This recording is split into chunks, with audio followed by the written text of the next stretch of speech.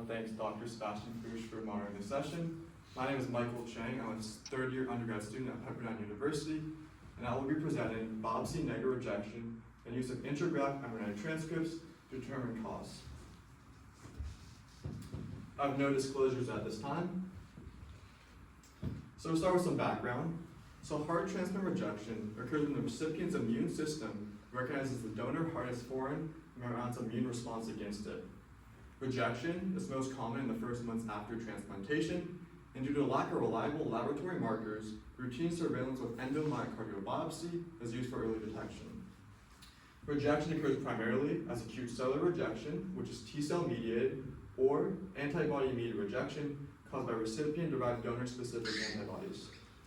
Rejection may present with reduced cardiac function, heart failure symptoms, or arrhythmias, and can be prevented through balanced immunosuppressive medications. So my project is on biopsy negative rejection, so what is that? So biopsy negative rejection, BNR, refers to cardiac graft dysfunction with reduced left ventricular ejection fraction, less than or equal to 40%, despite no evidence of AMR or ACR on the EMBX. So biopsy negative rejection represents a clinically important paradox. Objective graft dysfunction without diagnostic rejection on biopsy is often prompts empiric anti-rejection therapy despite negative pathology.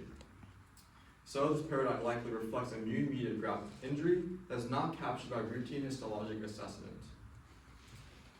However, there are some limitations to EMBX, and so we looked at alternative diagnostic tools to look at these patients. So EMBX evaluates rejection based off histologic features, including inflammatory infiltrates and myocyte injury, from a limited number of myocardial tissue samples.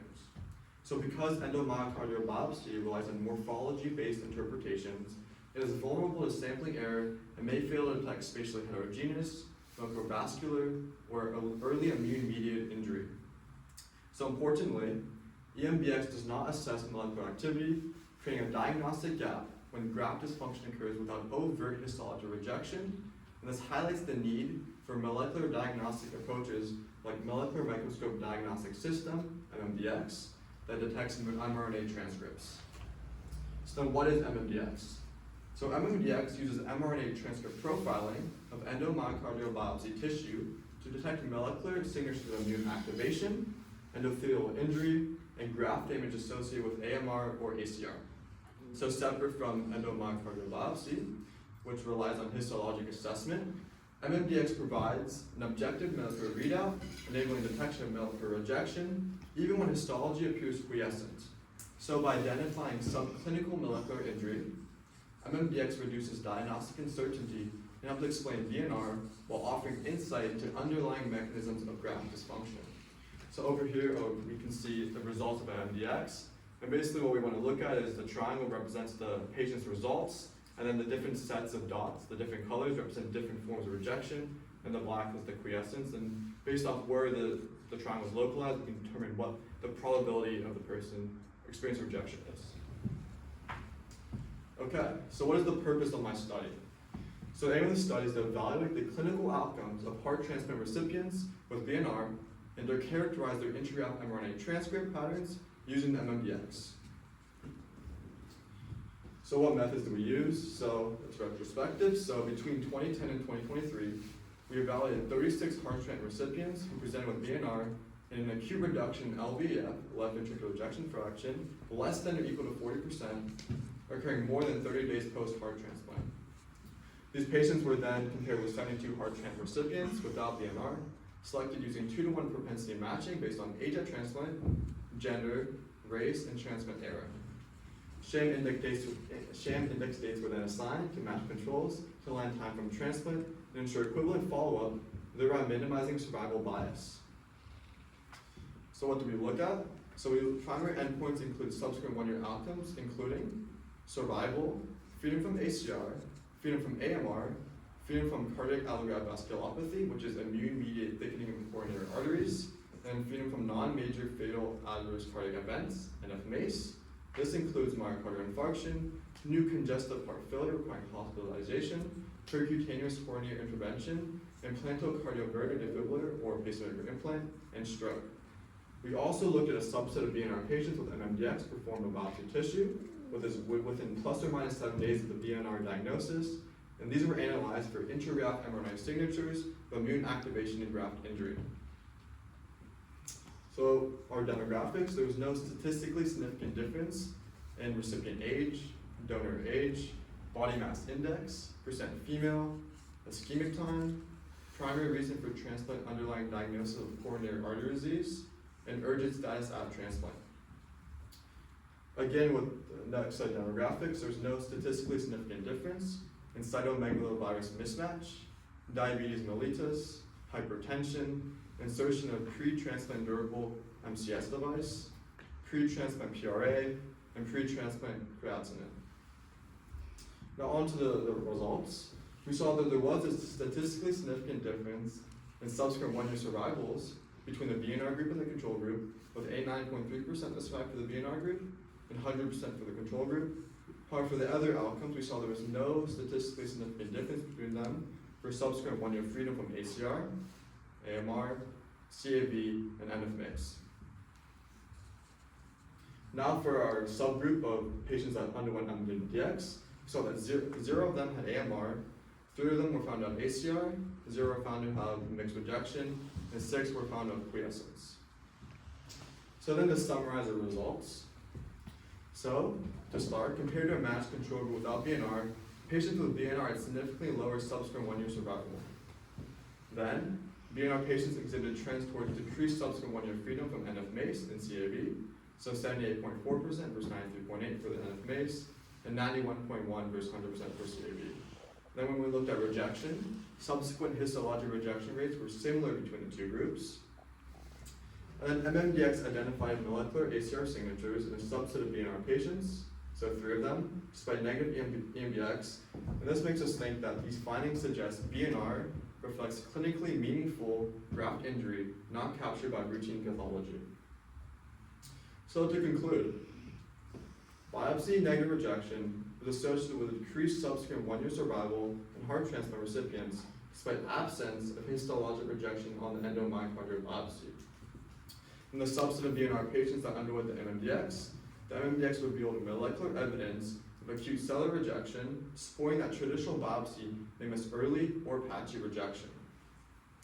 Quiescence on and then we looked the quiescence on MMDX. This may represent a treated rejection biopsy 1 to 2 weeks after initial symptom presentation, and we concluded that BNR should prompt heightened clinical vigilance rather than reassurance from a negative biopsy. So then what are our implications? BNR should be recognized as a potentially high-risk clinical presentation, as patients may experience adverse outcomes despite the absence of rejection on routine histology. Molecular diagnostics such as MMDX can detect graft injury not captured by the EMBX. This helps clarify the etiology of new left ventricular dysfunction and reduce diagnostic uncertainty in BNR. And of course, further large studies are warranted to better define the mechanisms and long-term outcomes associated with biopsy negative rejection. I want to thank the data team and Dr. Pashigawa for supporting me this summer, and thank you.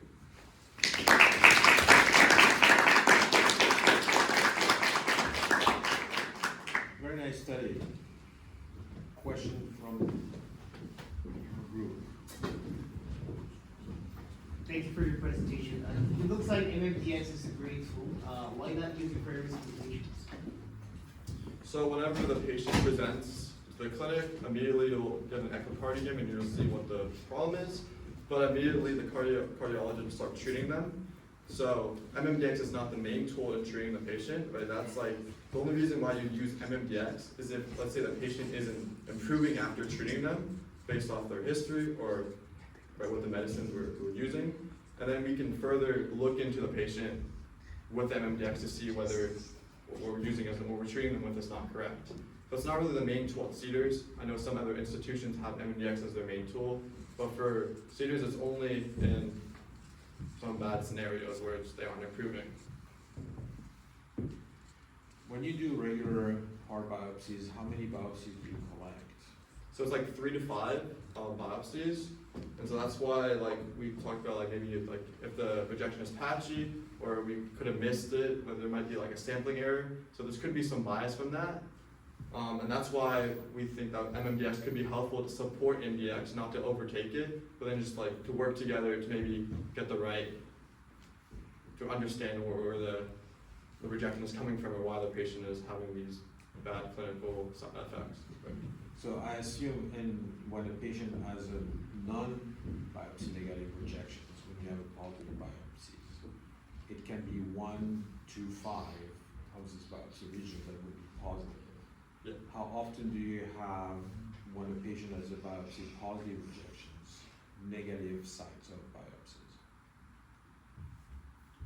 So I didn't actually look in, yeah, so I don't actually know, like, I assume that they have like, one of the 5 shows rejection, they're gonna treat it for rejection, but I don't actually know, like, if there's a threshold, maybe if it's like, oh, if you have 2 out of 5 or 3 out of 5, I assume it would be just if you have one site, then we know that it could be an early detection, so it's starting to spread now, or it could be like, oh, we're past it, but yeah, I don't think there's a threshold there for. The other way to ask the question is how patchy is a rejection in a regular situation? Is it often diffuse and generalized, or is it often started by area, and depending on when you do the biopsies, you may have a time where it's very scarcely patchy, or very more often homogeneous? That'd probably depend on patient to patient. I think that'd be actually really relevant, but we haven't really looked into like into the study on like, oh, like the time of like the patchiness of the rejection. It just like, if they come in, they get the biopsy, and let's say they missed it, and they have like a reduced ejection fraction, less than 40%, then we can just assume that it is VNR, that maybe they missed it, or maybe it does not present it and it's starting to form, and then we can look at like the mRNA and see whether that can indicate to us whether, like, because for example, in the biopsies, the biopsy might be negative, but then you look at the mRNA and there's signatures that maybe it's progressing or maybe it's an early stage, and that could just indicate to us, oh, this will develop, and so this, yeah, it's another tool. Because I assume that the biopsy negative patients will not receive the same treatment for immunological modulation than the biopsy positive one.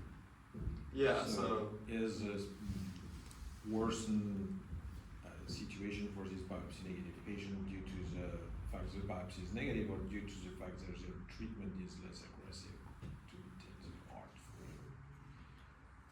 So I mean, if they have a positive biopsy, they'll be treated immediately with like medication for that rejection. But like some of these patients, they probably have a history, or like there's other indications of what rejection they may be experiencing. So it might not be as aggressive, but as we saw in the MMDX, there was like at least 6 quiescent MMDX, so we can assume that maybe those people were treated immediately, and so they did present with VNR. The MMDX was taken, but because they were treated immediately, like maybe the rejection went away, and so when you took the MMDX, we said plus or minus 7 days, and so they could have been treated for it, and they got better, and so when they took the biopsy, then they didn't present with rejection anymore. And so I think the cardiologist, like, it's patient to patient, right? You want to make sure everybody has a good outcome, and so just obviously if they have like a really low ejection fraction, even if they have no like rejection, if it's like even if it's negative, they're gonna treat them with the same respect as someone who has a positive biopsy. Last question, do you have an idea of the cost of the NMDX compared to the pathology analysis? It's definitely more expensive, which could be an indicator. I don't know the exact number. And is it 10 times more expensive, or? Well, I think depends like if like the hospital has MMDX, but I don't know the exact number for you. But I know like some institutions use it for like every patient, so they probably definitely that they have a lower cost for them. But Cedars doesn't use as much, so they might outsource it, and so that will have a greater cost for them. All right. Questions? All right. Thank you very much for